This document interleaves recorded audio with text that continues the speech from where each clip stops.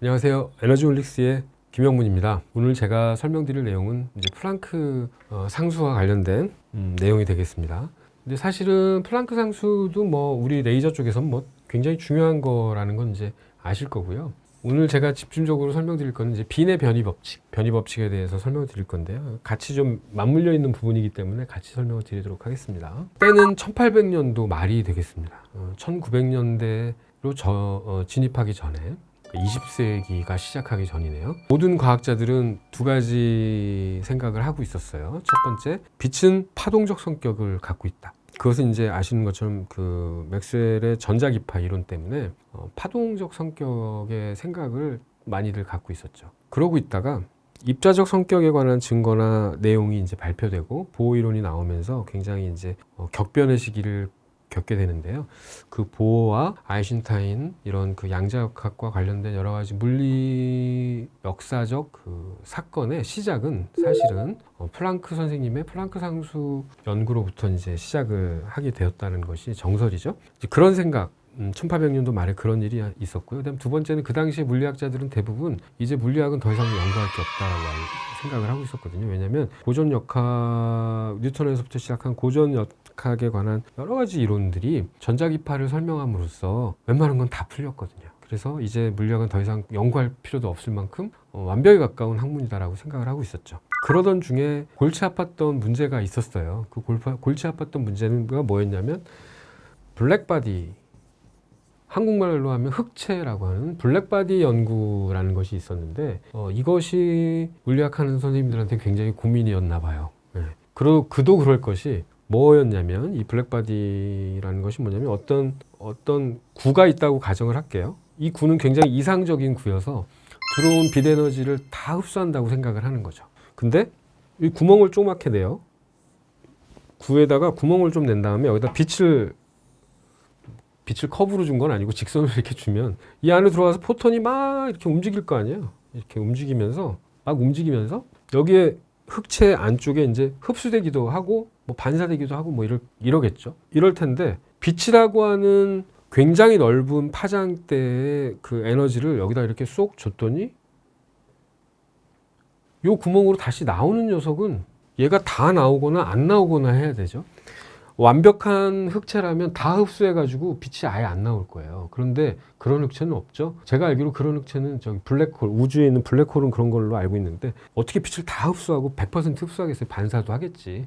그런데 빛을 줬더니 아무리 그렇다 하더라도 빛의 어떤 그 일반적인 스펙트럼을 갖고 있는 빛이 다 나오거나 안 나오거나 해야 되는데 일로 나오는 녀석을 관찰해 보면 한 가지 파장으로 설명할 수 있는 피크 파장으로 설명할 수 있는 빛이 나온단 말이에요. 특정 파장을 가진 특정 파장의 피크 파장을 가진 빛만 나온다는 거죠. 그래서 이 흑체 연구를 하시던 분들이 이상해. 빛이라고 하는 연속적인 파동 형태의 에너지가 여기 들어갔다 나오면 분절된 채로 특정 피크 파장을 갖는 에너지로 표현이 된다는 걸 알게 되고 고민에 빠지게 되죠. 그래서 그때 그 흑체에 관련된 연구를 하셨던 분 중에 빈이라는 분이 있고 그다음에 레일리그 진스라는 분들이 있죠. 그래서 이 분들이 흑체 연구와 관련된 열 복사 에너지에 관한 연구를 하고 있었고요. 그 연구를 통해서 완벽한 방정식을 풀어내지 못하고 있다가 드디어 우리 오늘의 주인공이신 막스 플랑크 형님이 나오셔서 한 가지 공식으로 표현을 합니다. 그것이 이제 플랑크 이퀘이션이 되겠습니다. 자, 이게 흑체 연구 그래프인데요. 이거는 인터넷이나 어디 들어가면 많이 보실 수 있는 그래프인데, 자, X축은 웨이브랭스입니다. Y축은 보니까 레디언스의 인텐시티를 표시하고 있네요. 스펙트럴 인텐시티. 그래서 아까 어떤 흑체 동그란 구에다가 구멍을 뚫어놓고 빛을 빵 줬더니 특정 피크 파워를 갖는 파장대로 표현되는 에너지가 나온다는 걸 알게 되어서 그걸 이제 일일이 그려본 거예요. 그려봤더니 온도가 이거 켈빈 온도거든요. 3000 켈빈 온도일 때는 점을 다 찍어봤더니 이런 파장대의 빛이 나오고 4000 켈빈 온도일 때는 약간 왼쪽으로 간 듯한 이런 파장대의 빛이 나오고 5000 켈빈 온도일 때는 이렇게 왼쪽으로 더 치우쳐진 그래프가 만들어지죠. 그래서 물리하신 선생님들이 이런 그래프를 이제 실험을 통해서 이렇게 알게 되면 이 그래프를 일반화하는 공식을 수학적으로 만들어야 되잖아요. 그 수학적으로 만드는데 빈이란 분, 그다음에 레일리그 진스라는 분들이 이제 자기 나름대로의 공식이나 이런 것들을 갖다 놓고 이제 맞춰본 거죠. 그랬는데 온도가 올라가면 올라갈수록 이 그래프가 레프트 시프트 한다는 걸 아시겠죠? 이 피크가 자 5000 켈빈일 때는 여기, 4000 켈빈일 때는 여기, 3000 켈빈일 때는 여기 있잖아요. 피크가 말이죠. 그래서 이렇게 온도가 올라가면 올라갈수록 이 그래프가 왼쪽으로 이동한다는 것을 알게 됐죠. 그래서 굉장히 온도가 높아지면 이 그래프가 쭉 이렇게 올라갈 거예요.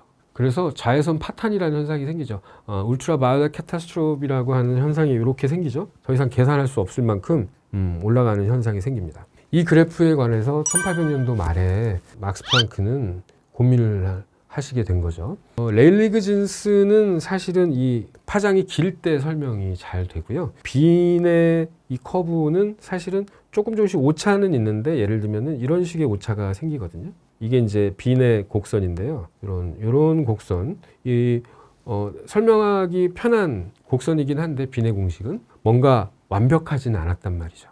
그래서 빈의 공식을 조금 설명을 드리면 빈이라는 분이 이제 어떻게 했냐면 지난 시간에 제가 설명을 드렸습니다만 어떤 절대 온도는 파장과 반비례하는 어떤 상수로 표현이 되죠. 다시 말하면 파장과 절대 온도를 켈빈 값을 곱하는 거는 어떤 특별한 상수값을 갖는다. 이게 빈의 법칙 아니었습니까? 그래서 이 온도와 파장과의 관계를 빈의 법칙을 통해서 알 수가 있었는데 그걸 가져와서 막스 플랑크가 연구를 한 거죠. 이걸 통해서 알 수 있는 거는 파장이 짧아지면 짧아질수록 에너지는 커지고 에너지가 커지면 커질수록 파장이 짧아진다라는 걸, 즉 진동수가 올라간다라는 걸 알게 되었습니다. 그래서 그것을 사실 그 스테판 볼츠만 컨스턴트를 이용해 가지고 막스 플랑크 선생님이 유도를 하셔 가지고요. 이런 식의 심란한 공식을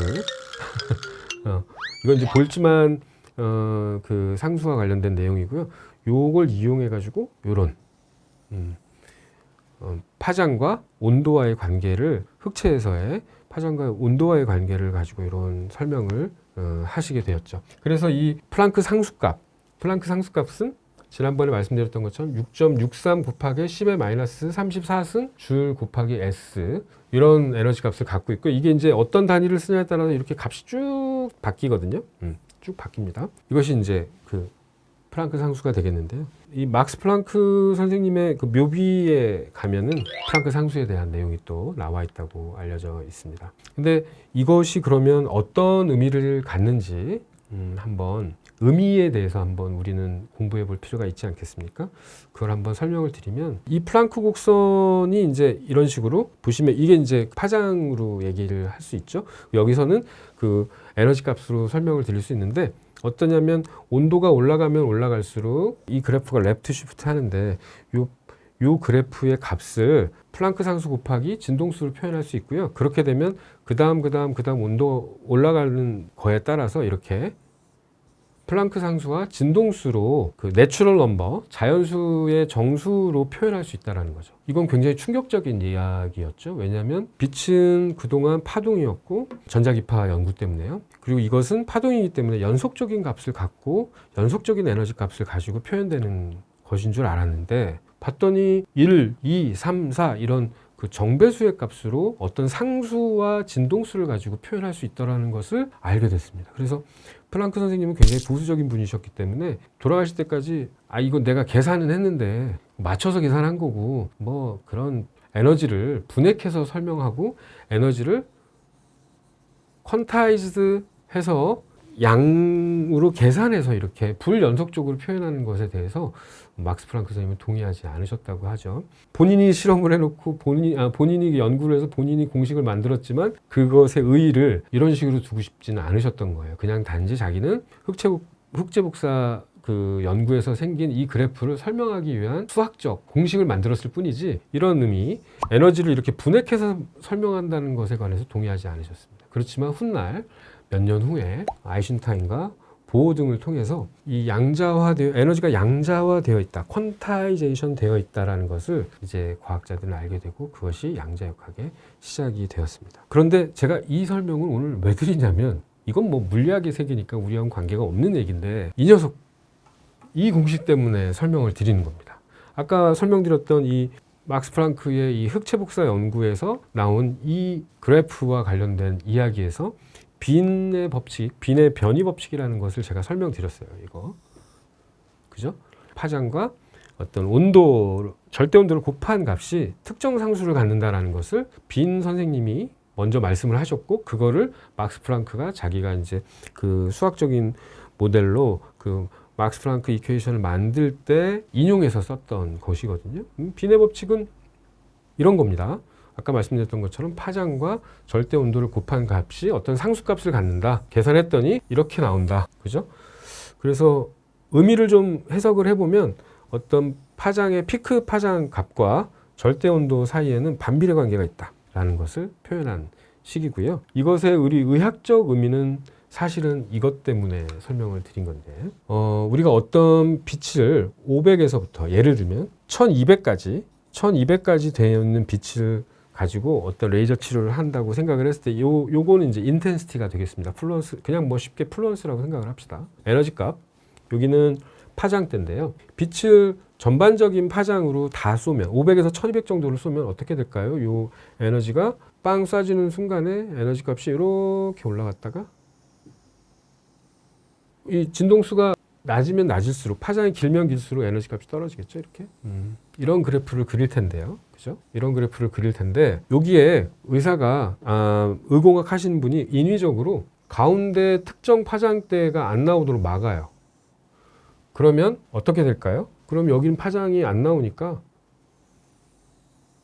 이런 식의 그래프가 만들어질 거고, 우리가 그거를 한 680에서 한 850 정도까지를 끊어서, 여기 680에서 뭐 한 850까지를 요 파장은 안 나오고, 우리가 빛을 빵 쐈는데 전체가 다 나오는 게 아니라 여기만 안 나오게 만들었다고 생각을 하면 어떻게 될까요? 그런 다음에 의사가 에너지 값을 올려서 시술을 하게 되면 이 곡선은 에너지 값을 올리는 순간 레프트 쉬프트 할 거예요. 어떻게? 이렇게요.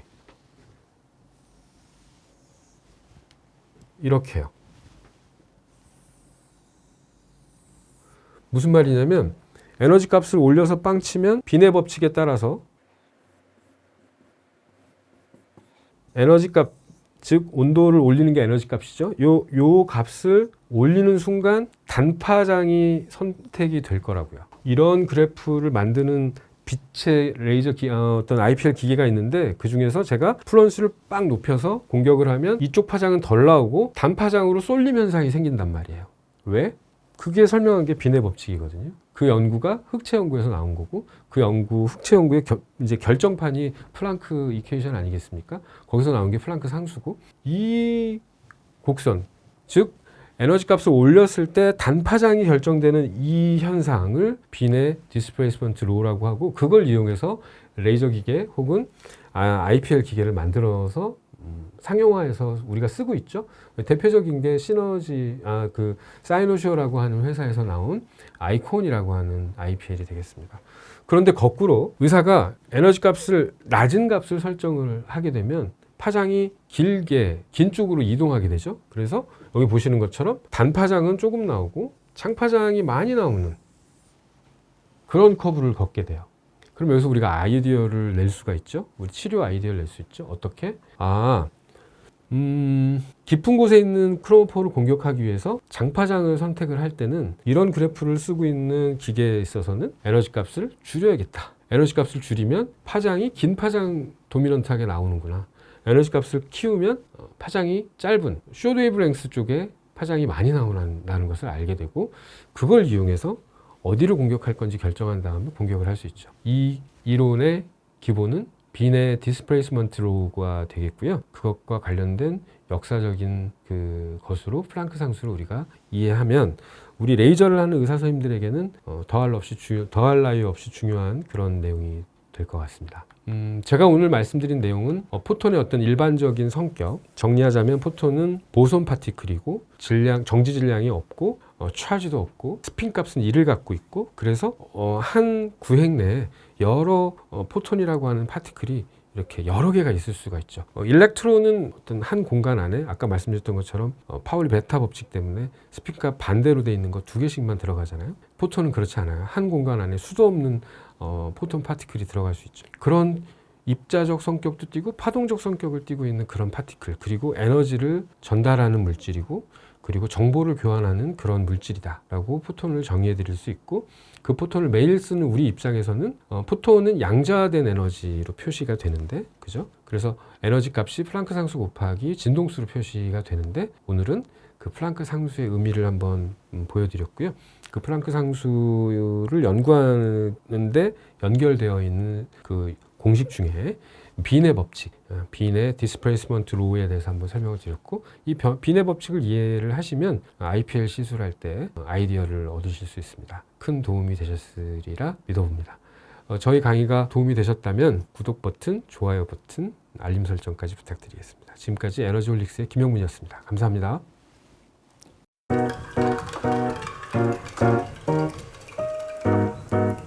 구독하기, 알림 설정, 구독하기, 알림 설정, 구독하기, 알림 설정, 구독하기, 알림 설정.